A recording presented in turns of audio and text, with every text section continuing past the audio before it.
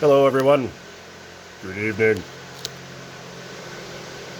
Today I thought, I thought I'd pick the locomotive to go over today, seeing how almost any time I do any kind of video it's by request, which is actually how I prefer it. But I was up in the attic last night because, well, I can only go up there after the sun goes down or early in the morning, seeing how hot it's been. And I noticed these guys, and sometimes you just forget about what you have, and which is really kind of sad, but that it happens. So these are MTH E8s. At least they're advertised as E8s.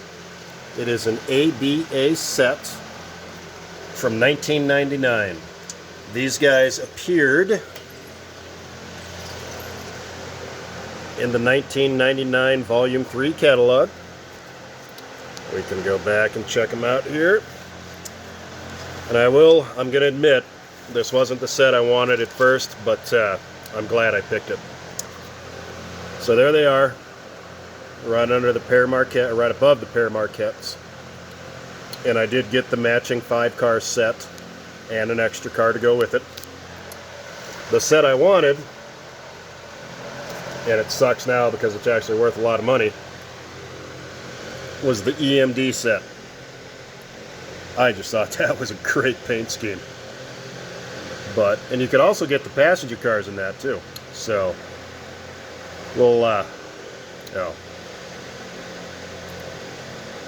since I didn't bring the box down because it's bigger than me, go ahead and take a look at all your features there. I would never run these on 031, but if you guys want to, feel free.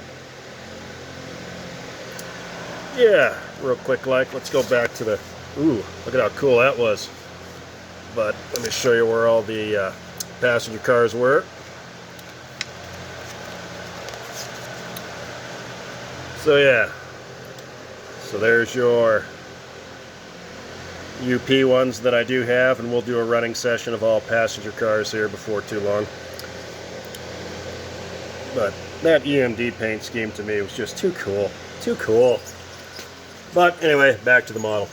So, these originally were weavers. MTH bought the tooling sometime in the 90s.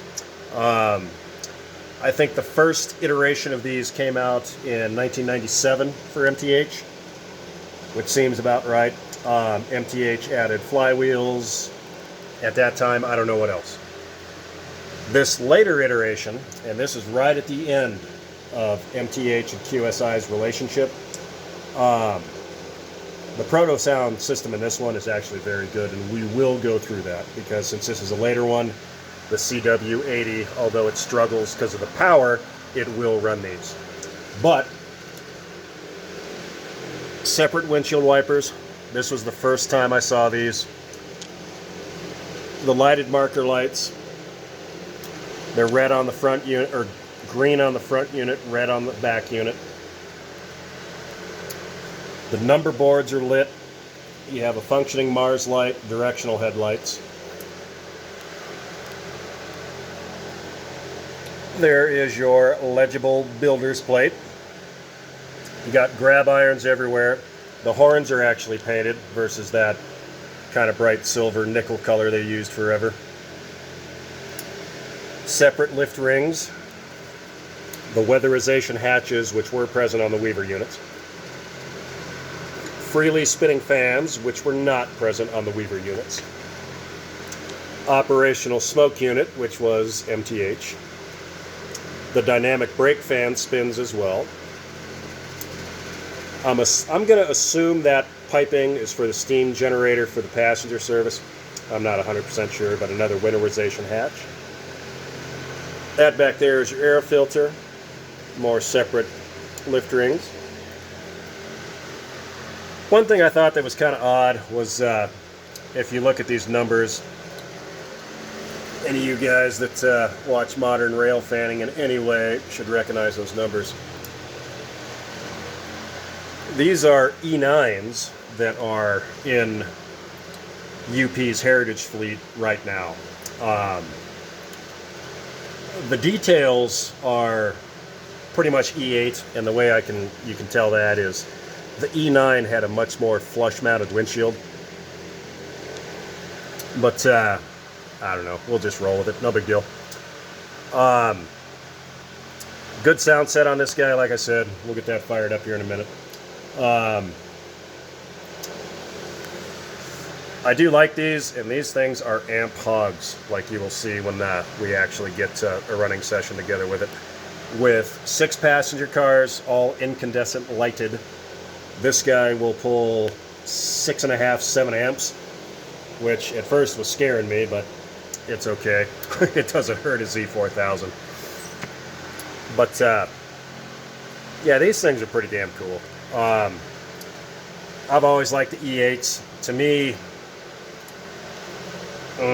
this is my favorite EMD diesel. I look at the styling of things, hence why I own that car. To me, this is like a 1967 or 68 Cadillac Eldorado. It's huge, but yet it's elegant and it's graceful. GM had a way of being able to pull that off with their styling department, so. We'll go through the whole sound set here. The only other thing that's kind of odd, well, if you want some prototype information, I'm going to call them E9s. So, the E9 was produced from 54 to 64, and trust me, the only way I remember that is because of the 10-year split there. These were the last versions of GM's E-units. These were rated the highest horsepower. They were 2,400. Most of them prior were 2,250. These were powered by 2 1,200 horsepower 567C prime movers in each unit. So 2 motors, 2 motors, 2 motors. So plenty of power on these guys. One thing I thought that was kind of funny, so the PFA sequence on this thing announces the train as the Pacific Limited, which is a little odd because the Pacific Limited stopped running in 1947. The E8s weren't even in production yet, so that's a little not realistic, but we can get over that. These are models, or these are toys. Another thing MTH did, you got 4 operating doors, or opening doors, per A unit, and 2 per B unit. E8s and E9s were the only ones with the portholes and the stainless steel grills.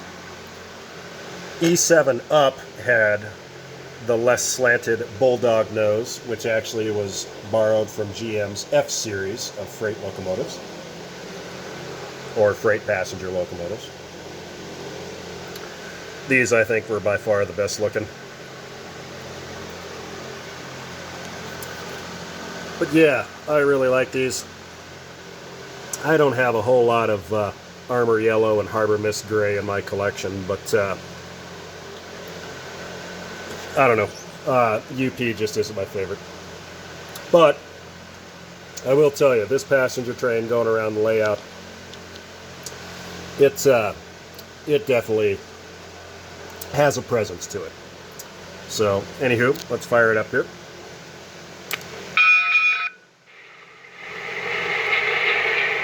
Like I said, this is late QSI, so this has pretty good sound. Operating Mars light with directional headlights, like I said. Boy, there's a rail fan's dream right there, huh? We'll never see that in real life.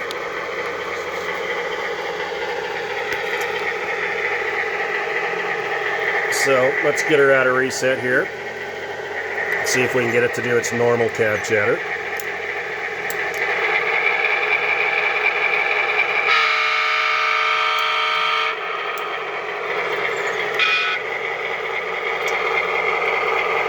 As you can hear, the horn's pretty good.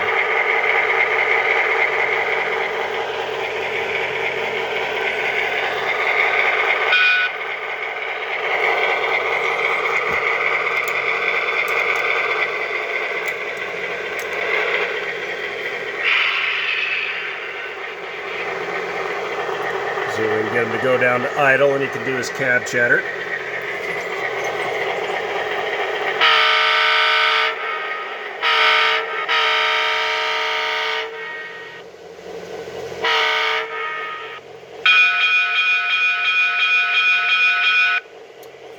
Yeah, I think that's a real good sound set for QSI. Well, I prefer QSI, sorry. But yeah, let's let him do a little. Let him do a little bit of cab chatter, and then I will get it to do the PFA sequence. So this set total has 4 motors and 2 smoke units. I had to turn the 2 smoke units off. CW can't handle all of that, so too much amperage. But nonetheless, we can get a pretty good sampling of what the guy does. And here, I can actually go around back and you can see the red marker lights and the operating Mars light on the rear unit as well. I really like the number boards. That's just classy, and that flush mount like that is correct for Union Pacific.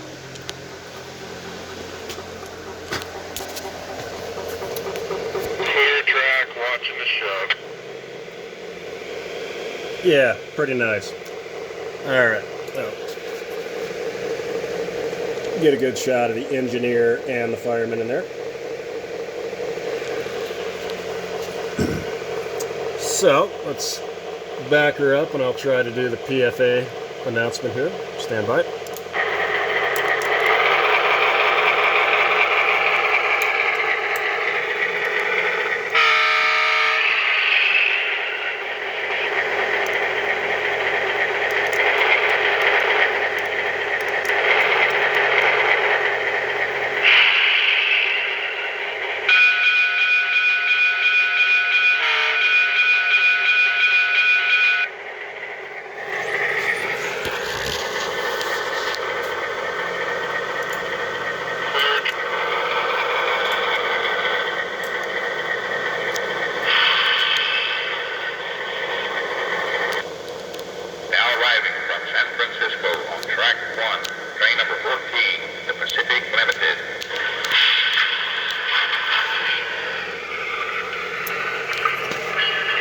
Of all the MTH stuff I own, this one kind of has the best sound set. I mean, it sounds better. Like the actual audible sound is better. I don't know if it's speaker location or just the fact it can resonate through that huge hollow shell. And these guys are set up, it's obviously a master and a slave on the A units. You can run these things AA, AB, or just the lead A if you want to. The tethering system absolutely sucks. So you got to plug it in there, and you got to plug it in there, and you better be pretty ambidextrous to do it because it's not the easiest thing in the world. So, but other than that, can't complain.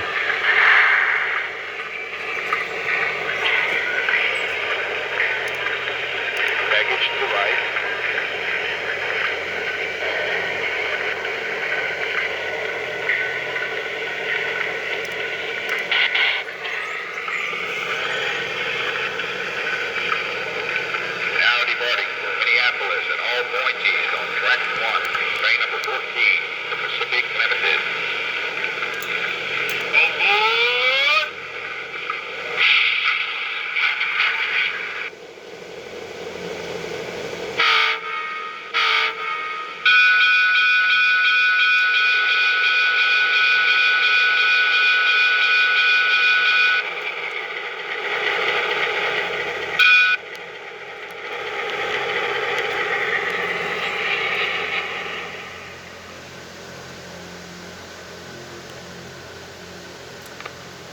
But yeah, pretty cool set of models. I always like this guy, and I kind of wanted to share it. So, anyway, thanks for watching. I'll catch you on the next one. Have a good evening.